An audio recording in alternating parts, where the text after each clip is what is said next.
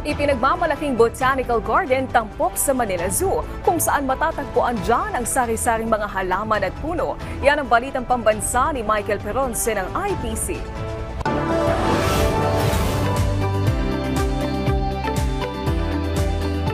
Ipinagmamalaki ng Southeast Asia's oldest existing zoo ng Manila Zoological and Botanical Garden ang kanilang koleksyon ng maliliit hanggang sa malalaking mga halaman at puno.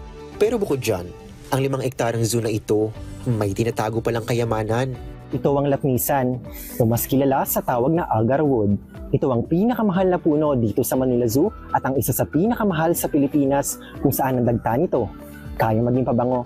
Ibinida pa ng Parks Division ng Zoo kung bakit naiiba ang botanical garden dito kumpara sa ibang mga halamanan sa NCR. Pagmamalaki kaming yung tinatawag na katmon, which is native and endemic sa Pilipinas. Ang katmon po natin ay hindi na po ordinaryong nakikita. Ngayon po, nasa loob po na city, may katmon po tayong pinagmamalaki at meron din po tayong may pagmamalaki na mangkono na kilala na Philippine Ironwood. Meron po kami may pagmamalaki na giant fern tree.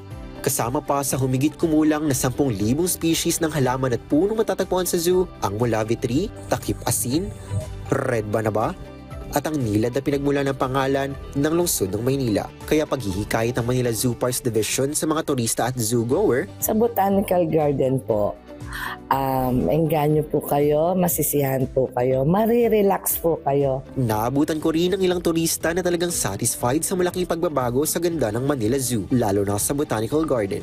Kung isa ka sa mga nagbabalak bumisita sa Manila Zoo ngayong buwan, huwag mong palalampasin ang botanical garden nila dito dahil kung gaano kamangha-mangha ang mga animals nila dito sa zoo, ganun din ka-interesting ang kaalaman at kasaysayan ng mga halaman nila dito.